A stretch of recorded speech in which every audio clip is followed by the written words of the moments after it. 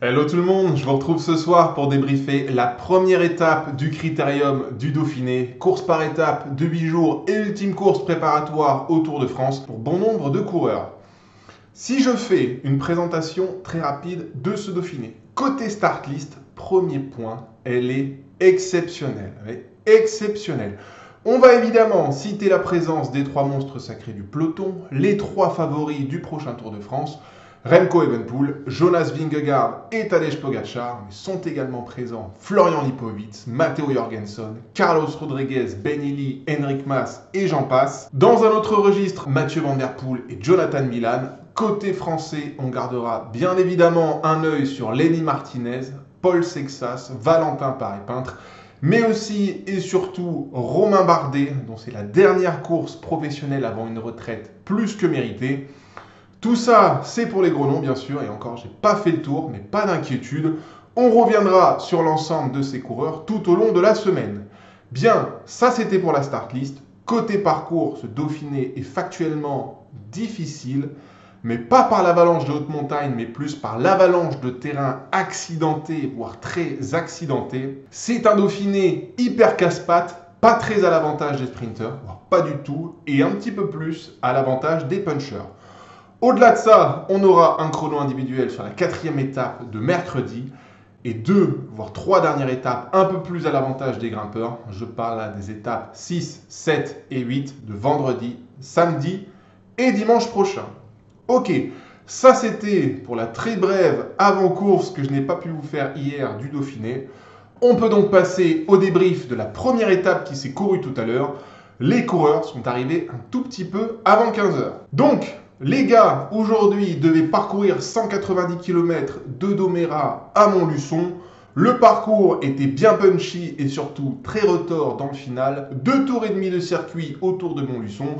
2 côtes répertoriées dans ce circuit. Côte de Domérat, côte de Buffon.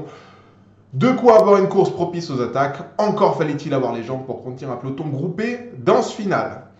En cas de sprint, le favori légitime, c'était Jonathan Milan en l'absence d'un Tim Merlier ou d'un Jasper Philipsen. Côté attaquant, on se tournait très logiquement vers Tadej Pogacar, Ben Illy, Mathieu Van Der Poel ou encore Remco Evenepoel. Bien, revenons très rapidement sur cette étape, c'est le moment du résumé. 2 coureurs français vont ouvrir la route pendant de longs kilomètres, Pierre Thierry d'Arkea et Paul Orselin de Cofidis. Derrière, c'est très logiquement la Lidl de Jonathan Milan qui va être au contrôle. Dans les 70 derniers kilomètres, les coureurs rentrés sur le circuit final de cette étape, je rappelle 2 tours et demi de circuit, 2 points chauds, côte de Domérat, côte de Buffon. À 37 km de l'arrivée, alors que Pierre Thierry est seul à l'avant après s'être débarrassé de Paul Orselin, eh bien c'est Fred Wright qui va sortir du peloton et rattraper le Français qui se situe alors juste devant le peloton. La course est à ce moment-là très tendue, les attaques fusent et les équipes de sprinters Israël et Lidl en tête galèrent alors à contenir les attaques et à contrôler le peloton. Ça laissait déjà présager de ce qui va suivre. À 24 km de l'arrivée, Fred Wright va se débarrasser très logiquement de Pierre Thierry et le Britannique va être super costaud dans le final parce qu'il va se faire manger et rattraper dans la toute dernière ascension de la journée à 7 km de l'arrivée, alors que le peloton aura emmené sévère en chasse derrière lui. Et ça, c'est un point que je veux déjà noter au terme de cette première étape. Pas de résultat significatif pour Fred Wright aujourd'hui, mais bon sang, il est très solide et très en forme. Attention à Fred Wright dans les jours qui viennent. Bien, Fred Wright mangeait dans l'ultime boss de la journée la côte de Buffon, et bien c'était alors le dernier moment pour empêcher le peloton d'arriver groupé à Montluçon. Visma emmène alors pleine balle, Axel Laurence va mettre une cacahuète exceptionnelle. Tout le monde, et je dis bien tout le monde, va souffrir du pétard du français. Nerourkar de IF va relancer sur le sommet, Jorgensen va embrayer et le peloton va très légitimement exploser de ses mouvements. Dans la file reste alors une quinzaine de bonhommes et dans l'ordre, on a donc Nerourkar, Jorgensen, Pogacar, Vingegaard et Van Der Poel. Vingegaard directement dans la roue de Pogacar à ce moment-là de la course. J'avoue avoir eu un petit sourire malsain en mode voilà quelqu'un qui bosse déjà ses gammes pour le mois de juillet. La suite, eh bien, c'est le karma qui va me revenir dans la tronche. Van Riels va relancer à 5 km 800 de la ligne. Et j'y viens, très grosse surprise pour moi, à 5 km 600 de l'arrivée, eh bien, c'est Jonas Vingegaard qui va attaquer le peloton. L'attaque est hyper solide et à un moment où les coureurs sont asphyxiés. Vont pouvoir suivre seulement Pogačar et Van der Poel et vont revenir dans un second temps Santiago Buitrago et Remco Evenepoel. Et à 5 km de l'arrivée sont alors présents en tête de course et avec 150 mètres d'avance sur le peloton Pogačar, Vingegaard, Evenepoel, Van der Poel et Buitrago. Juste lunaire, les gars sont déjà hyper affûtés, j'y reviendrai juste après.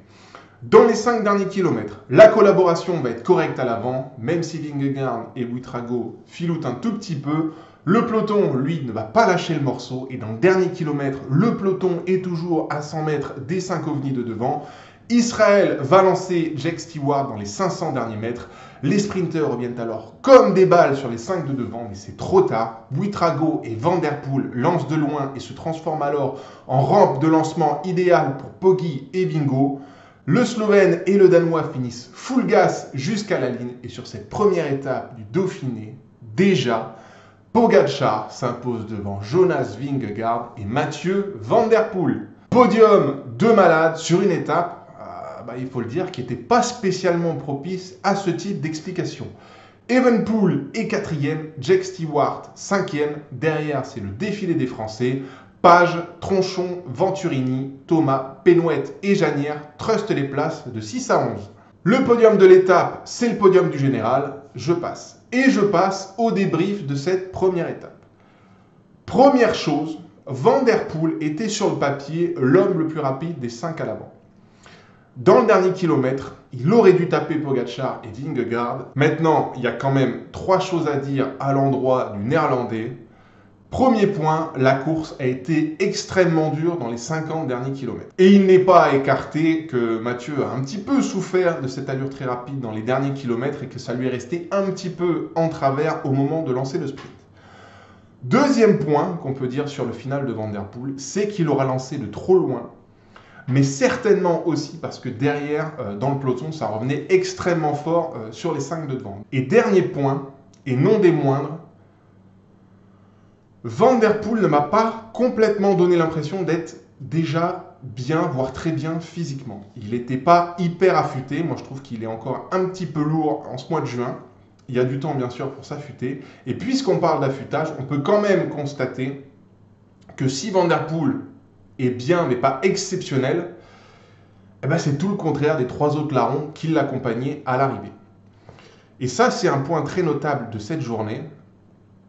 Qu'est-ce que c'est que cette condition et cet affûtage de fou chez Evenepoel, Vingegaard et Pogačar?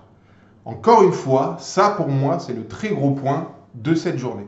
Alors, Pogačar, personnellement, et je pense que pour vous aussi, c'est pas vraiment une surprise. Le garçon nous a quand même habitués à être très affûté de février à octobre. Et on peut également signaler qu'un Pogačar à 90% de ses moyens, eh ben, ça reste quand même au-dessus de 99% des coureurs du peloton, plein potentiel. Donc, sur le cas de Pogačar, même si le voir vainqueur aujourd'hui, c'était pas attendu, on ne peut pas dire que c'est une surprise. Dans le cas de Remco Evenepoel, qui fait 4 aujourd'hui, c'est une très bonne surprise. Déjà, parce qu'il a été extrêmement réactif au mouvement de course à 6 km de l'arrivée. Je rappelle, Van der Poel, Pogačar et Vingegaard s'étaient sauvés à l'avant. L'attaque de Vingegaard s'était faite à un moment où les coureurs étaient asphyxiés et il fallait avoir de la ressource physique pour revenir à ce moment-là. Ressources physiques qu'ont eu Remco Evenepoel et Santiago Buitrago.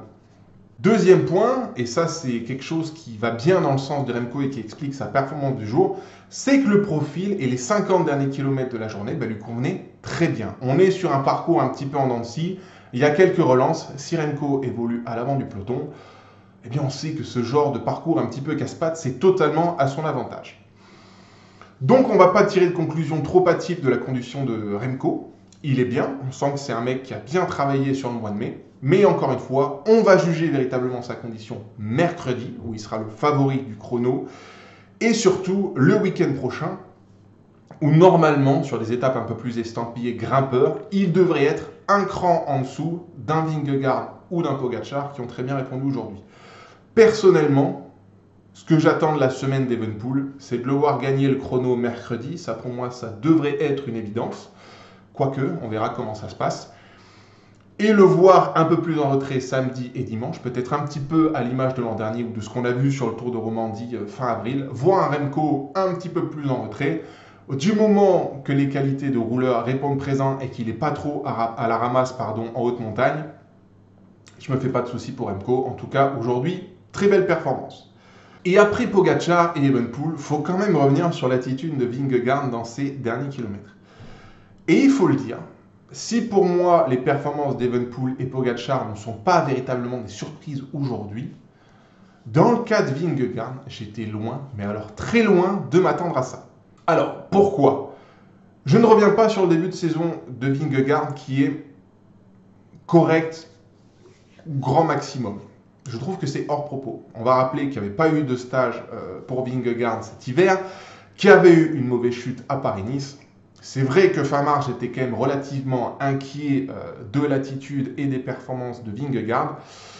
Mais voilà, il faut quand même noter que c'était il y a 12 semaines. Il y a de l'eau qui a coulé sous les ponts, mais il y a quand même aujourd'hui des choses qui font plaisir à voir chez le Danois. Premier point, le dessin du coureur.